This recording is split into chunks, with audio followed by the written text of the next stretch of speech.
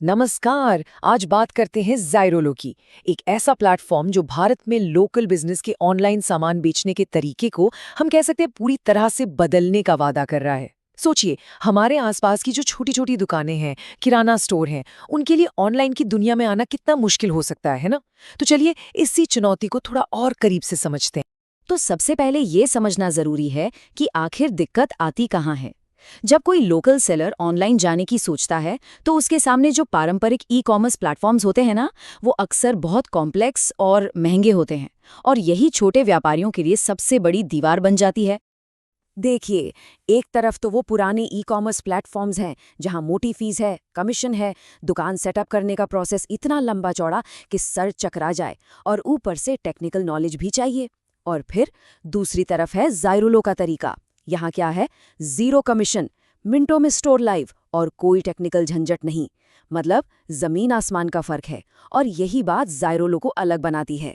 तो यहीं पर एंट्री होती है ज़ाइरोलो की। इसे भारत का पहला O2O प्लेटफॉर्म कहा जा रहा है, और इसे बनाया ही इसलिए गया है ताकि इंडियन बिजनेस की इन्हीं मुश्किलों को सुलझाया जा सके। अब ये O2O क्या है? इसका मतलब है ऑफलाइन से ऑनलाइन। मतलब एक ऐसा प्लेटफॉर्म जो गली नुक्कड़ की दुकान और इंटरनेट की दुनिया के बीच एक पुल का काम करता है। ये लोकल दुकानों को ताकत देता है कि वो ऑनलाइन कस्टमर्स तक पहुंच सकें, और वो भी अपनी पहचान बनाए रखते हुए। और अब आती है सबसे बड़ी, सबसे जरूरी बात, वो है ये नंबर 0%। जी हाँ, ज़ाइरोलो का सबसे बड़ा दावा यही है कि वो बिक्री पर बिल्कुल कोई कमीशन नहीं लेते। मतलब जितनी भी मेहनत की कमाई है उसका 100% सीधा सेलर की जेब में। कमाल है ना? अच्छा, जीरो कमीशन तो ठीक है, पर इस पर अपनी दुकान शुरू करना कितना आसान है। चलिए अब जरा इस प्रोसेस को भी देख लेते हैं। सिर्फ 3 सिंपल स्टेप्स हैं। स्टेप 1, ऐप डाउनलोड करके रजिस्टर कर लीजिए। इसमें 2 मिनट से भी कम लगेंगे। स्टेप 2, अपने प्रोडक्ट्स की फोटो, उनके बारे में जानकारी और कीमत डाल दीजिए, और बस। स्टेप 3, बेचना शुरू। स्टोर लाइव हो चुका है और ऑर्डर्स के लिए एकदम तैयार। सच में बस इतना ही आसान। ठीक है, प्लेटफॉर्म इस्तेमाल करने में आसान है, कमीशन भी नहीं है। लेकिन ऑनलाइन दुनिया में एक और चीज़ है जो सबसे ऊपर होती है, और वो है भरोसा, यानी ट्रस्ट। ज़ाइरोलो इस बात पर बहुत ध्यान देता है कि खरीदने वाले और बेचने वाले दोनों के लिए एक सेफ और भरोसेमंद माहौल बना रहे।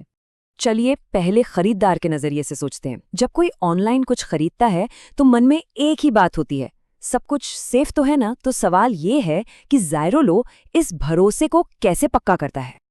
देखिए, इसके लिए कई चीजें हैं।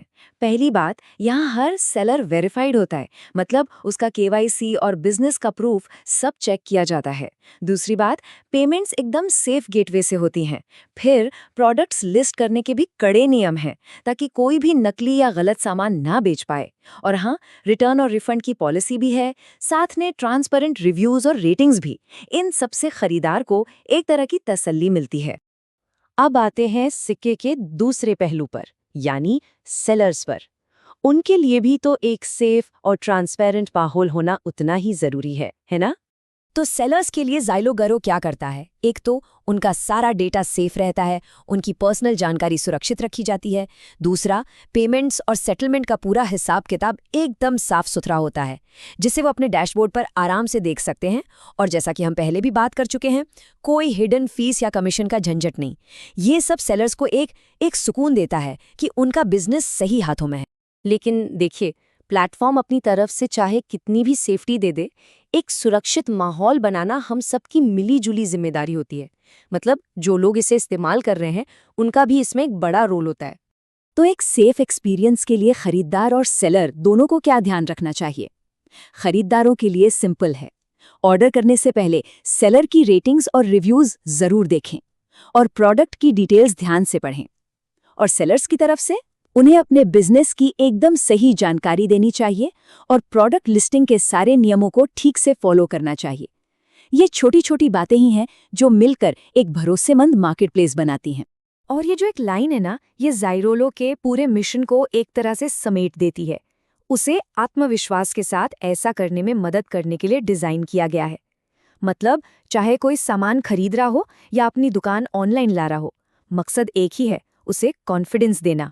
तो आखिर में एक बड़ा सवाल हमारे सामने आके खड़ा होता है, क्या लोकल कॉमर्स का भविष्य यही है? क्या जीरो कमीशन और इस्तेमाल में आसानी ये मॉडल हमारी पड़ोस की दुकानों को इस डिजिटल दौर में आगे बढ़ने में सच में मदद कर सकता है? ये एक बहुत ही दिलचस्प सवाल है जिसके बारे में सोचने की जरूरत है। तो इसी सवाल के साथ आज की ये बातचीत यहीं खत्म करते हैं।